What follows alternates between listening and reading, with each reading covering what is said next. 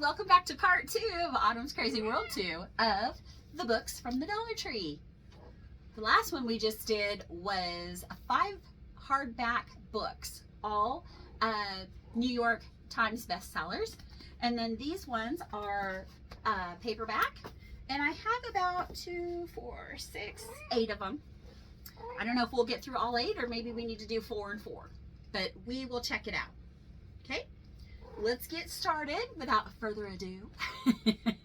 Okay, this one is The School of Mirrors. It's a novel by Eva, I should not try to pronounce these, Stashnik. And they are a bestseller, the author of The Winter Palace. So, here is the book. Miss Eva was born in Poland. Her first novel of Catherine the Great. So, and then The Winter Palace. They were both #1 international bestsellers, and she now lives in Toronto. Just a little bit about her. Okay. So there you have that. Let's see where I need to go. Oh, you know what? On those other books, the first one I said how big it was and stuff, and then I forgot to say it for the rest of them. So, let's see. They have a reading group guide in here. They have behind the book section. They have meet the author, insights, interviews, and more. Acknowledgements. So this is a 403-page read, I believe. Let me look really quick. That's not including all the other stuff that she has back here. Okay, part 6. Excuse me. Okay. Part 1, Versailles. Let's see. So this is going to be, she wrote this to the memory of her mother. So The School of Mirrors. And it looks like, I'm going to just read this first paragraph because it doesn't have like a little, I guess it would be on the back of these. So I'm going to read this first part and then we'll go to the back of the book. So again, it's The School of Mirrors, and she did dedicate this to her mom. Paris, 1793. She runs after the tumbling cart, her heart tripping, racing, tripping again. The morning is crisp, the sky robin's egg blue. The streets are empty, houses are shuttered, doors locked. Here and there, chimneys belch plumes of thick smoke. Traitors are burning their sins. She has heard. Madame is not swift enough. The cart pulled by a single horse sways. The man on the cart, his once black hair streaked with gray, is holding fast to the side. His eyes follow her, not letting go, not for the shortest of moments. On the road, it's slippery from the night's rain. She glimpses an old bony woman huddling in the doorway. On the point, a hunchbacked beggar and bulging sack flung across his chest is poking through a pile of rags. In the Palace of Revolution, the cart slows. Around a scaffold, a small crowd has gathered. A child wails as is quickly hushed. A dog barks. She catches the glint of the blade and stops. So I'm guessing that kind of just helps get you going into the book. Let's see what the back says. During the reign of Louis XIV, improvised by lovely teenage girls from all over France are sent to a discreet villa in the town of Versailles, where they will be trained as courtesans. When the time is right, each girl is smuggled into the Palace of Versailles. with its legendary Hall of Mirrors to meet a mysterious but splendid dressed man. The students at this School of Mirrors rarely ask questions, and when their patron tires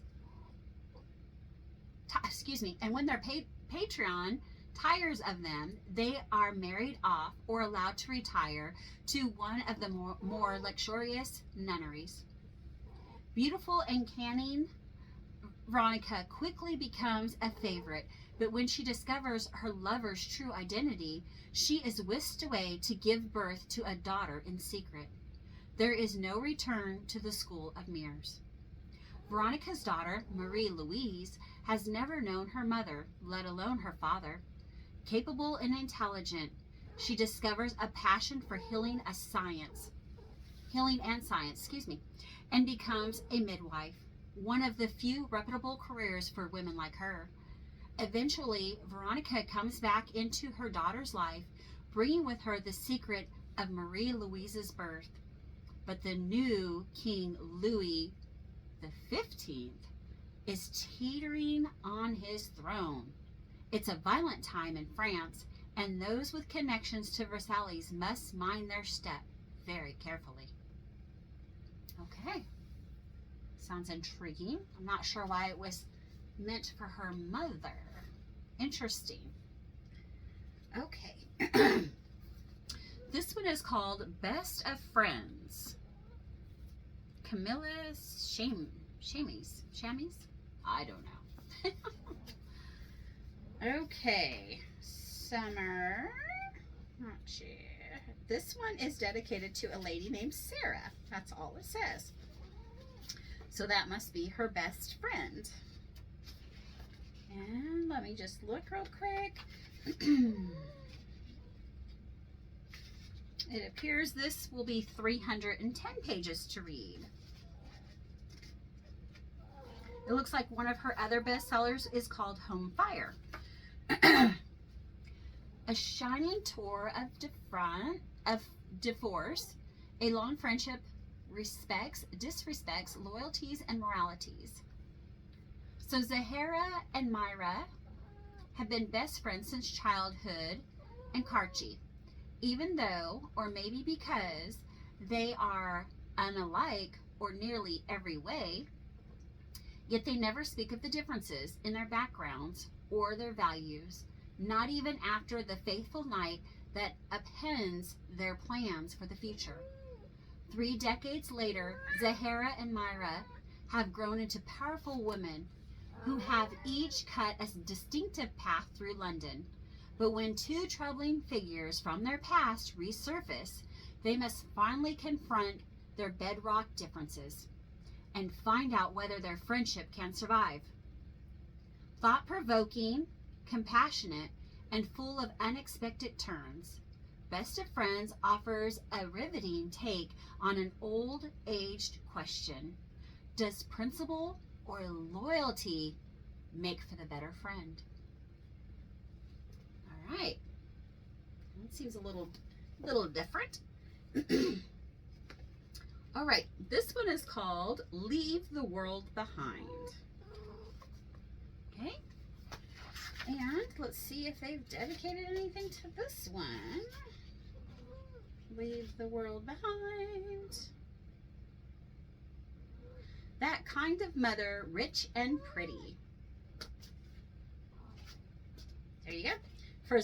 For Simon and Xavier. Okay, and it will be 241 pages. Not bad. Okay, Raman Alam. Leave the World Behind. And it looks like it says it's coming to Netflix. So there you go. You could watch it and read it. This is somebody, Washington Post says, the rarest of books, a genuine thriller, a brilliant distillation of our Axis age, and a work of high literary merit. Amanda and Clay head out to a remote corner of Long Island, expecting a vacation, a quiet reprieve from the life in New York. quality time with their teenage son and daughter, and a taste of the good life in the luxurious home they've rented for the week. But a late night knock on the door breaks the spell. Ruth and G.H. are an older couple. It's their house, and they've arrived in a panic. They bring the news that a sudden blackout has swept New York, but in the rural area. With the TV and internet now down and no cell phone service, it's hard to know or what to believe. Should Amanda and Clay trust this couple and vice versa? What has happened back in New York? Is the vacation home isolated from civilization? Truly a safe place for their families? And are they safe from one another? Leave the World Behind explores how our closest bonds are reshaped and unexpected new ones are forged in moments of crisis. You never know, right? We never know what tomorrow brings for any of us. This one is Who's Watching Your Children? The Playground. This one had me intrigued just by looking at that, because that seems pretty like, oh, intense. So, let's see who they have dedicated this book to. It's to my husband, Stephen Gill, and our beloved children, Martha, Mary, Henry, Tommy, and Johnny. 5 children. All right. And it looks like it is going to be 369 pages long. Okay. Who's Watching Your Children? The Playground. Over the course of a long, hot summer in London, the lives of 3 very different married couples collide when their children join the same tutoring circle, resulting in illicit relationships, shocking violence, and unimaginable fallout. There's Eve, a bougie earth mother with a well-stocked trust fund. She has 3 little ones, a blue-collared husband, and is obsessed with her Instagrammable recipes and lifestyle. And Melissa, a successful interior designer whose casually cruel banker husband is careful not to leave visible bruises. She curates her perfectly thin body so closely she misses everything their teenage daughter is hiding. Then there's Grace, a young Zimbabwean immigrant who lives in a high-rise housing project with her 2 children and their English father, Martin, an award-winning but chronically broke novelist. She does far more for her family than she should have to. As the weeks go by, the couples become very close. There are barbecues, garden parties, a holiday at a country villa in Greece. Resentments flare, and a fair begins. Unnoticed, the children run wild. The couples are busily watching one another, so distracted and self-absorbed that they forgot to watch their children. No one sees the children at their secret games or realizes how much their family dynamics are changing until tragedy strikes. The story twists and then twists again while the 3 families desperately search for answers. It's only as they begin to unravel the truth of what happened over the summer that they realize evil has crept quietly into their world. But has this knowledge come too late? This sounds like a pretty good book. I like this one. This might be my first read. I like that one a lot. Okay. A Detective's Complaint by Simon Adaf. And let's see.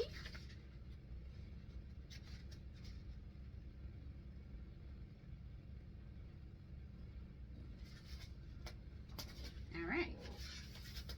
This says,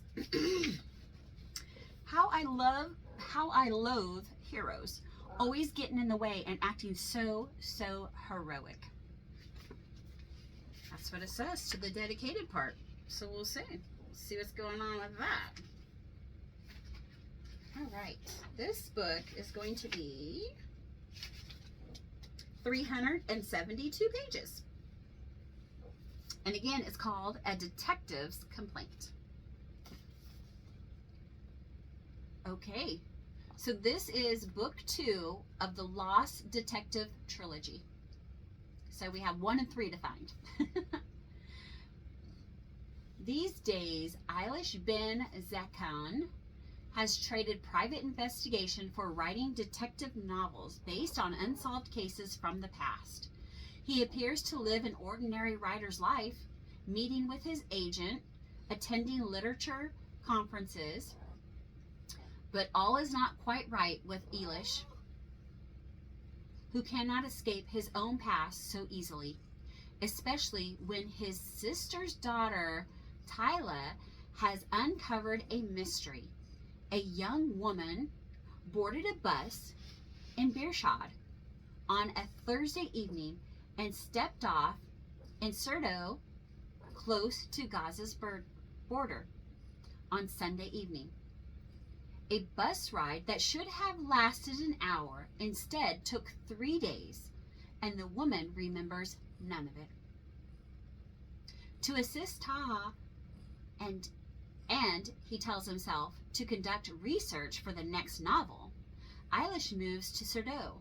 His sister, Yafa, has moved her family to a new lakeside development there. The property came cheap despite the attractive setting, and there are murmurs that the developer fled the country before it was completed. Some of the house still stands empty, and Tala keeps waking up at night to find her mother staring out the window. Convinced that a presence is watching her from across the lake. Now in the summer of 2014, Sirdo lies near the center of Gaza-Israel's conflict, and sirens and missiles strike are part of the town's daily reality, as are violent clashes between protesters on both sides. A Detective's Complaint, the second volume of the Lost Detective trilogy, is a meta-detective novel that masterfully depicts the struggles at the center of the world in chaos, in neighborhood, a town, a country marked by violence. Eilish must grapple with the deep wounds of history, both personal and political, and search for answers in a world that offers few. Okay, this is probably going to be a good read, but because I don't know all of the names for Gaza and Israel and all that, and then their names are not as common here as ours are, I might have to just substitute some names in there to make it an easier read for me. Okay, we have 3 books left. This one is called Luster. Yeah. It says blistering smart and fan yourself sexy. New York Times bestseller, Luster, a novel. Let's see if there's anything. It just says for my mother. Okay. And you're going to fall off the bed, Bella. 227 pages long. So, Luster, a novel by Raven. It's a favorite book of the year. The best book of the year. Alright, I don't know. I'm just reading some stuff I'm not going to read out loud because it's my own thoughts that others probably are not going to want to hear or agree with. So, I'll keep some of this stuff to myself. Alright, let's get on with it. Eddie is stumbling through her 20s. That's weird. Her name is Eddie, and it's a girl. That's what it says. Through her 20s, sharing a Sapar apartment, clocking in and out of her admin job, making a series of inappropriate sexual choices. She is also haughtily giving heat and air to the art that simmers inside her. And then she meets Eric, a man with a family in New Jersey, including a wife who has agreed to an open marriage. With rules. Soon, Eddie finds herself invited into Eric's home. Not by Eric, though. Where she becomes a de facto role model to his adopted daughter. Eddie may be the only black woman, young.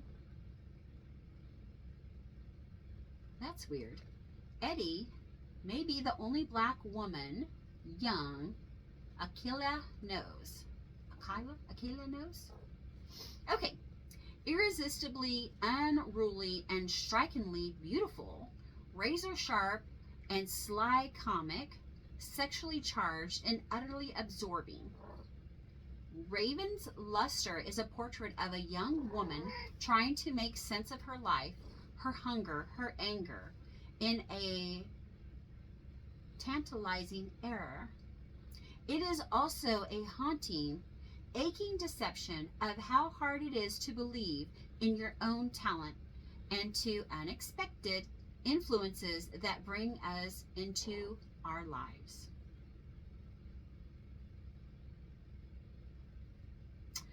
Somebody writes, so delicious that it feels illicit. I don't know how I feel about this book.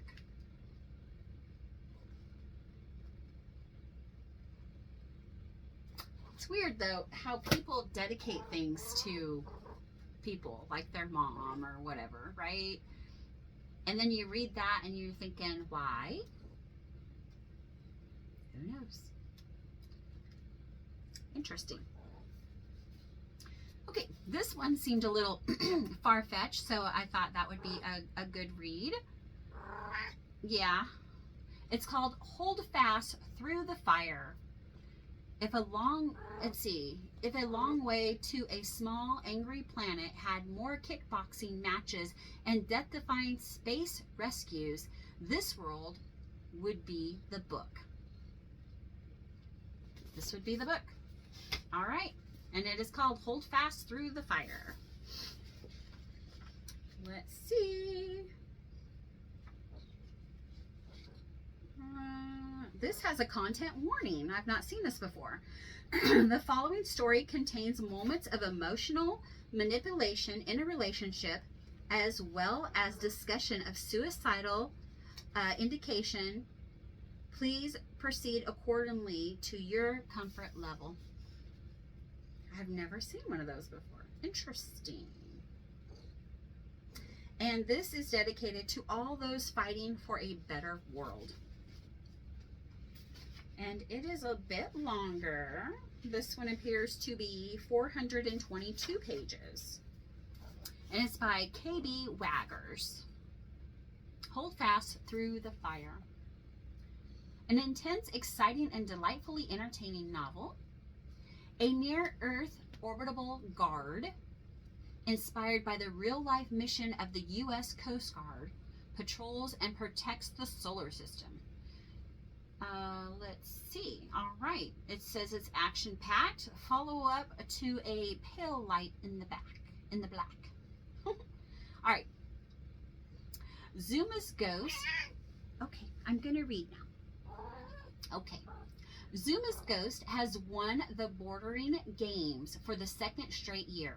The crew, led by the unparalleled ability of Jinx in the cage, the brilliant pairing of Ma and Max in the pilot seat, the technical savvy of Sophie, and the sword skills of Tamango and Rosa, has all come together to form an unstoppable team until it all comes apart. Their commander and Master Chief are both retiring, which means Jinx is getting promoted. A new commander is joining them, and a fresh-faced spacer is arriving to shake up their perfect dynamic. And while not being able to Thurpet is on their mind, the more important things is how they're going to fulfill their mission in the black. After a plea deal transforms a 20-year ore mining sentence into Neo-G service, Space Chai earns a spot on the team. But there's more to them that the crew doesn't know, and Chai must hide a secret that could endanger everyone they love, as well as their new teammates. If it got out, at the same time, a seemingly untouchable coalition is attempting to take over trade with the Trappist colonies and start a war with the Neo-G. When the crew of Zuma's Ghost gets involved, they end up as targets of this ruthless enemy. With new members aboard, will the team grow stronger this time around? Will they be able to win the games? And more important, will they be able to surmount threats from both without and within?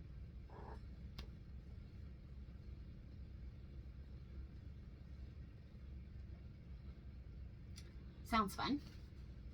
I don't mind stuff like this. Like if it's on TV and we're watching it, or a good read. Like, I don't mind that at all. I think that would be good. Okay, last one. My brain is getting all tongue-tied in my head. That doesn't even make sense.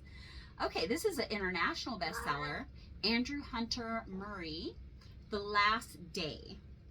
It says, a world half in darkness, a secret she must bring to light.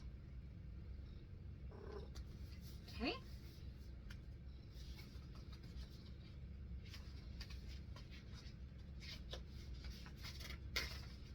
Some of these women that have men names are interesting. Not everybody is the same, right? Okay, they don't have a spot that says who it's dedicated to. It just has this little blurb. It says, I looked up into the air and I saw that it was greatly disturbed. I looked up to the vault of the sky and I saw it standing still, and the birds of the sky were at rest. I looked back to the earth and saw a bowl laid out for some workers who were reclining to eat. Their hands were in the bowl, but those who were chewing were not chewing, and those who were taking something from the bowl were not lifting it up, and those who were bringing their hands to their mouths were not bringing them to their mouths.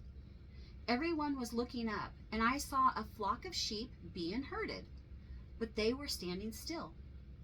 And the shepherd raised his hand to strike them, but his hand remained in the air.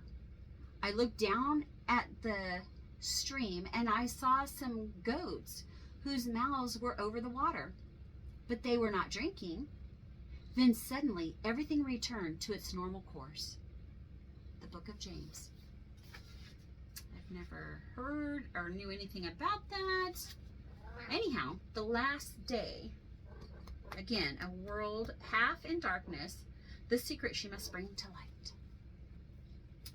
Okay, and this is very short back here. So we say international top 10 bestseller, tantalizing suspenseful odyssey with such a dramatic plot and stellar cast of characters that he might have set a new standard. That's what the Washington Post is saying. An utterly original thriller from an exciting new voice, perfect for fans of Emily St. John Mandel. All right. So this is set in 2059. The world has stopped turning. One half suffers an endless frozen night, the other nothing but burning sun. Only in a slim twilight region between them can life survive. Scientist Ellen Hopper lives in this habitable zone on a frostbitten rig in the North Atlantic Ocean. When she receives a letter from a dying man, she quickly realizes that it contains a powerful and dangerous secret, one that those in power will kill to conceal. That's it. That's all that they said about it. It's very intriguing. Just that little blurb that I read at first, I'm like, yeah, I like that. And then the back, it just gives you like this little paragraph. That's it. Okay, this is probably going to be my first one. We will see. All right, guys, that was 8 paperbacks from the Dollar Tree, all $1.25. And I'm going to have to take a picture of them so I don't rebuy the same ones. I have a bad habit of rebuying the same thing on accident because I think, oh, I don't have that, I haven't seen it, and then bam, there it is when I get it home. So, I hope you guys enjoyed that, and sorry about being tongue-tied on some of the words, and especially the ones that were set overseas, which a lot of them seem to be. Oh, goodness. Time to put her to bed. She's so talkative. All right, guys, if you're new to my channel, thank you so much for staying till the end of this. I really appreciate it. And if you're returning, thank you so much. Your loyalty means a great deal to me. And I would like to get my channel up and rolling. I believe I'm going to try and do a giveaway at 500 subscribers. Tongue-tied again.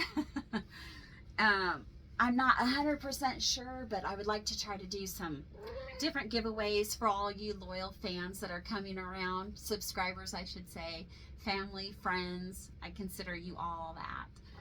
So, thank you again so much. Please hit the like and subscribe button. It costs nothing to be a part of us.